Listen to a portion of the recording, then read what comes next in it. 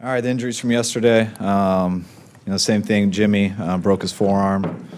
Tart still just left the game with his stinger, same shoulder. He'll be day to day.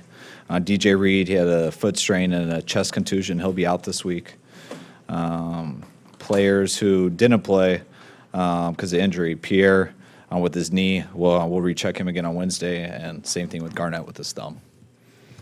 Was it an injury to Malcolm Smith, or he just didn't? No, it's the same thing he's been dealing with. You know, he has tendonitis in his lower leg. Came back from bye week, was bothering him all week, so he tried to go in most of the first half, and then Elijah took over in the second.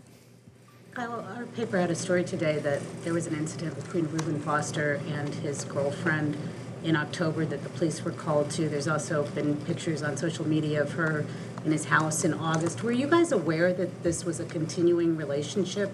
And what were you doing to try and keep an eye on Reuben, who clearly needed to be kept an eye on? I think we were doing a lot. You know, first of all, we weren't aware. Definitely wasn't aware At all? of the instance you're talking about. Absolutely not. And no one was in our building. First time I heard about it was someone told us when we landed after it was written in paper. So, and everyone in our building was the same on that. I was aware that Reuben had spoken with her and still talked to her at times. I knew that from just asking him personally, like, how are things in your life? Have you seen her in a while? But by no means did I think they were ever living together or dating again.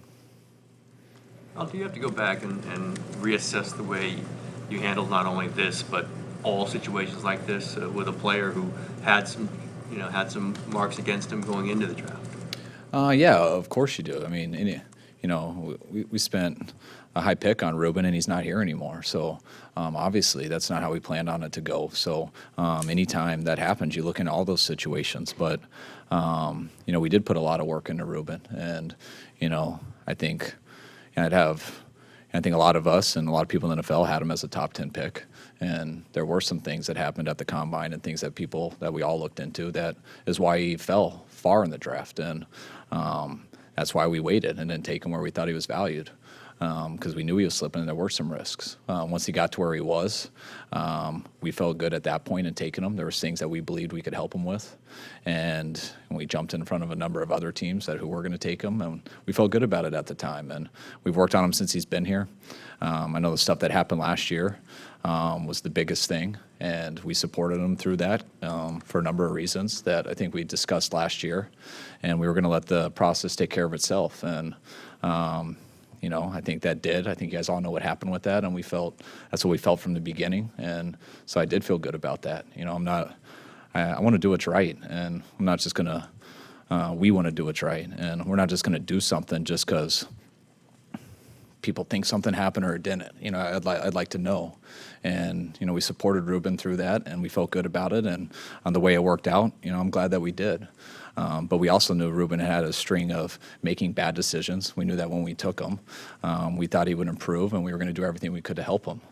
And Reuben did improve in some things. But, for that to come up for what did happen last year or earlier in this year, and then for what happened Saturday with the same person at a team hotel, it's just hard to comprehend how you could put yourself in that situation again, and not okay with that regardless. I don't know exactly what happened, and obviously, I mean, any time you're dealing with domestic violence or anything like that, when there is a victim in domestic violence, I mean, there's not many things in this world more wrong than domestic violence and things like that, and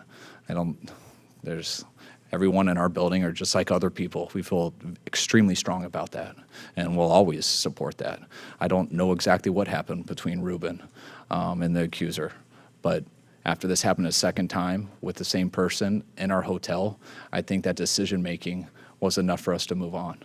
And who knows what happened, and maybe people will find out, but that wasn't why we made this decision. Ask Reuben what happened? Have you had a conversation with him about that? No. I called Reuben today. Called him a couple of times. Haven't been able to get a hold of him. Left him a message. But once I got told that police were there on their floor, and I was down getting right. I was told everything around like 8 o'clock. It was right before the team meeting, and I got told that the police had been called and they were up there, and it was about Reuben. And as soon as that happened, I knew what was going to happen. John, had said that one thing about Reuben in the past, that he would own up to things and he would, tell you he wouldn't mislead. There was no thought in your mind, okay, let's at least see what he has to say. Well, of course, not this time. That's what I'm trying to explain the difference. It's it didn't matter by this time. We know the situation that happened the first time, and it was very important to me whether he did or didn't do what he was being accused of. And like I said then, I think to you guys, like I've said to our team, I mean, it's not a hard deal. I mean, if someone hits a female or a significant other, that's not a person who's going to be on our team. That's very, very simple. But I want to know if that happened. And just because someone accused someone doesn't always mean it happened. Definitely doesn't mean that it didn't. You want to know. And so we weren't gonna just jump on Reuben when we didn't know, and that's why we didn't. And I'm glad that we didn't, because it turned out to be that way. But when you put yourself in that situation, other bad decisions he's made, and then to go through that with someone, and to almost to bring the bad light that he brought on our organization, on himself, to do all that, and then put yourself in that situation again, that's someone that's very hard to trust their decision making. And I was very direct with him that if he'd prove to us that we could trust how he made decisions and stuff, it didn't matter whether he was right or wrong. That's the consequences of life. And if you put yourself in those situations, that's not okay with us. Were there other times when you came close to cutting him based on whatever other incidents that might have happened? No, the only time that we came close is when the first incidents came up about domestic violence, and he was adamant that this didn't happen, and I did believe him when I talked to him one-on-one, but John and I were both very clear to him that, hey, we believe what you're saying, but we're just telling you that as this process plays out, if something comes out that shows that you did, or we find out that you did, that'll be the day that we get rid of you. I don't think it totally matters. And I don't think it's totally fair to say that. I mean, you like to believe people. I do, usually, when they look you in the eye and tell you stuff. And there's a part of Reuben, and I don't think everyone's from the same situations, that I was growing up. I think everyone's in different situations. I think I've heard of, just being in the profession I'm in, I've heard of some really bad situations of kids growing up, and Reuben grew up in as bad of one as I've ever heard. And that's where I feel that it's been hard for him to be the same way as everyone else. I do believe in his heart. I have. I hope I'm not wrong on that. Shame on me if I am, but I also know he's shown that we couldn't trust his decision making. So no matter how much I think he could be better, and he's shown that glimpses that he is a person you want to support and help, that's why we can't, because he's shown that you can't trust him to make the right decisions. And hopefully, for Reuben's sake, I thought rock bottom was last time, and I thought it would be very simple, that would be his wake-up call, and I think it was in a lot of areas. But to put yourself in the situation that he put himself in, whether it happened or not, if it happened, it's so easy. But if it didn't, that still was too bad of a decision to make us comfortable with keeping that person in our organization. And hopefully this is rock bottom for him, and he can fix himself in all those ways and still find a way to go have success in his life, or hopefully another team someday. Football is a different subject, but you no longer have him on your team. What kind of effect does that have on your roster, on the way what you have to do with this offseason and the way you plan for it? Huge one. It sucks. That's why it was hard to, I'd love to sit up here and just talk to you guys totally open all the time, but that was tough in the first instance. It hurt me personally. It hurt John to hear, people think maybe we were just doing that for Reuben because he was a good player or he was a star player. And yeah, it makes it a lot harder to get rid of a guy who you think is, one of your more talented players. And, we're trying to add a lot more of those guys. And, we thought we had one. But it's never about that. Yeah, it's harder because they really help you win and things like that. But if you hit a female, it's not a tough decision. Just to clarify the timeline, Richard Sherman had said last night that he understood it happened during team meeting, but you're saying you knew before the team meeting? Yeah, I did. Okay. So that's why, Reuben obviously wasn't at the team meeting. No. Yeah, the players don't know. I mean, I'm getting ready to go into a team meeting, and usually when something happens, people are going to call the general manager, the head coach first. And someone was called to the cops were called to the hotel. So Mike Anderson, our security guard, calls me right away, and I'm downstairs in a quarterback meeting about 10 minutes away from. So I get to hear it, and he tells me what happened. The cops have been called on domestic violence charge. We're up here with the cops, and like, all right. Before you went in the meeting, you weren't pulled out of the meeting. No, I wasn't pulled out of the meeting. I'm preparing right to go into it, and I heard it, and yeah, it was a hard thing to hear. But that's what I was trying to explain. If that was another player that hadn't ever been in something like this before, and we would have been a lot more patient. Hey, yeah, that's a horrible accusation, but I'm like, let's hear what it is, and let's find out, and let's try to get to the bottom of the truth. In this situation, because of what we had been through before, that didn't matter. I already knew that it sucks.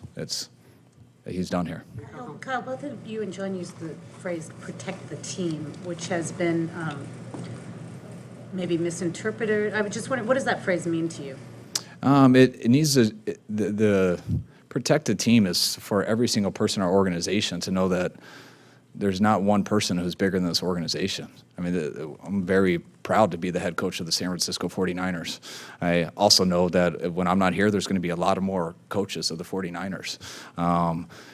Whoever it is, it's the 49ers are more important than any individual, whether it's a player, whether it's a coach, it really doesn't matter. And I say that so people understand it. It doesn't mean, hey, protect the team so we don't look bad. It means understand that you have a responsibility, and you are not bigger than our organization, and you can not do things and think that it's just you. You represent our place, and we want people to represent our place right, and that isn't just from perception standpoint. I want it to be real, and I hope it comes off that way, but protect the team it's really a reality check of what our world's like. You work for a place that, I don't care how good you are, this place is bigger than you, and you need to understand that. Are you comfortable with the process that you undertook once you got, you selected him, getting it? Do you feel comfortable with the way you handled Reuben Foster through his career with 49ers? Yeah, I personally do. I think we went above and beyond to help Reuben, and you can look at everything. Did we know that what happened on October or whatever? No, we didn't. Well, did you know someone was in his house? No, I could have been living there personally and I would have known. But that's not what I want either. If you got to do something like that, eventually the person, I'd rather them expose themselves and move on so we keep playing this game. And I want people who are trying to get better. And I think Reuben was in some ways, but not enough. And he had a long way to go and he didn't get far enough. But when I go back and look, did we handle anything wrong in what we tried to do for Reuben? I think we did try to do more for him than I've seen anywhere I've been to for a player. But some places, I think it was Des Bryant, they kind of assign a person to maybe babysit, live with someone. Did you guys, you didn't take that step ever to? No, we have people who work with him a lot and work with him more than anything. I'd say we would have done everything except have a person live with them. We've had, we had Austin go to his house daily, always on the phone, things like that. But everyone can have different opinions. If you need to have a person live with someone every second, then I don't think you totally believe that person is what we believe Reuben was.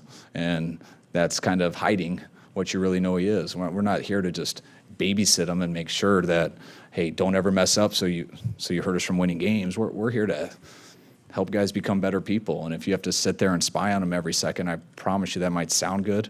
But I know instances you're talking about, I don't think it was Dez. I think it was Pac-Man, but I don't think that worked out well. And you said you haven't talked to him today, but do you happen to know if he's returned to the Bay Area or who he's with, or no, I don't know. Particulars? I called him this morning, and I'm not sure. Yeah. I just called him just to tell him that you had cut him, or was? No, I think he knew. I'm not. I mean, I've known Reuben for 2 years now, and I'm very disappointed in him, and but that doesn't mean I don't care about him, and it doesn't mean we don't have a relationship, and I'm not just gonna. He's not dead to me because this happened. I know. I'm sure this is a tough day for him, and he's put himself in this situation. So I don't feel bad about that, but I'm not going to ignore him. I wanted to call him, give a chance to talk to him, but I didn't get an answer. Just left a voicemail. Just to be clear, Had you known a month ago that this woman was back in his life, would you have cut him then for that?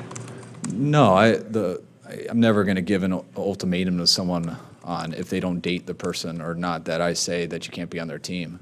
I just know when bad things happen and things that you tell me, why it happened, and if you're sure that it's because of certain reasons, then all right, well, that's very easy to understand. I hear what you're saying. Well, you got to make sure that doesn't happen again, and how can you do that? And by continuing to be with that person, whether it happened or not, that's not what I'm trying to say. That's not very good judgment. And I believed what Reuben said, but for him to say that and then show the judgment that he did, I personally have a hard time relating to that and understanding how that can happen. I just want to ask a football question here. I'm might ready get for back, that. might get back to the other topic, but do you have a decision on who the starting quarterback is going to be on Sunday? Yeah, we'll start with Nick. Was that a close call, or was it just strictly going to be him on board? No, it was no. I was good to go with him. You know, I mean, I know that I said Nick didn't play very well, but no one played well, and I didn't coach well. So it was all of us, and that's not Nick did a good job in his first 2 games. It was not the reason that happened yesterday. So that's not fair to do that to him. I know you don't want to plan out the rest of the season, but in your mind, is it generally Nick probably going to finish out the season if he stays healthy? No, I mean, I feel the same way as I did after the Oakland game. You know, I know I said it's a week-to-week thing. I'm not trying to announce it every week, but it's,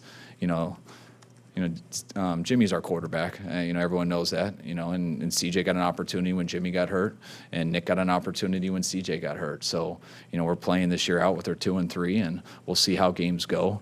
We're going to do everything we can to win a game. I know we're preparing with Nick, and if he ever struggled, I'd bring in CJ. So we'll see how it goes. You said that they rushed a little bit better yesterday than the past couple teams, but he was sacked 4 times, hit 9 times. Now that you've looked at the film, what have you seen?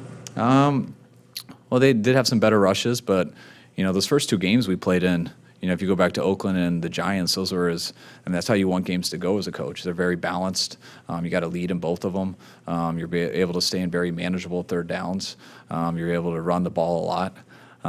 We ran the ball fairly well yesterday, but we also had a number of penalties. We had some negative runs. We got in some 3rd and longs, and when you get in some 3rd and longs in some very predictable passing situations where they're teeing off, and then you go to the second half where we get down a couple scores, that's going to happen. We were more predictable in what we were doing, and thought we were going against a few better rushers. Do you expect Marquise to rejoin the team this week? I'm not sure. I haven't got a chance to talk to him today. I talked to him over the weekend. I know he's still dealing with this stuff today. I'm not sure on that, though. How do you feel about the way Pettis played in his first kind of extended time at receiver there? I thought Pettis took a step in the right direction. I think everyone struggled, but I will say I thought Pettis played better than he has probably since Minnesota week 1. I think I told you guys all that last time we talked. I thought he had a good game versus Minnesota, and he kind of battled injuries for a while, then missed a month, and he hasn't totally came back yet. And I thought this week was his best week yet, and not to get confused with great, but I thought it was his best week, and I hope he continues to do that each week for the next 5 weeks. You'll have 2 roster moves, assuming you're going to put Jimmy on IR. Have you made those moves yet? Do you know what you're going to do there? No, we don't. We haven't made those moves. But we're probably going to have to get a linebacker and safety here. Do you think enough from Richie James to keep him playing more snaps than Trent Wheeler? Yes. Richie, I think we've talked about Trent and what he's been battling this year. I think Trent did have, I just told him a couple days ago, but I thought he had his best week last week in about 10 weeks. So by no means is he back to where he was last year, but I think he's getting a little bit better here. Probably the less he's played has helped him with that stuff. But it's given Richie opportunities, and Richie's done a very good job. Made a real good play yesterday. But I expect both of them to be playing as we go. The linebacker rotation, obviously you said Malcolm Smith was out.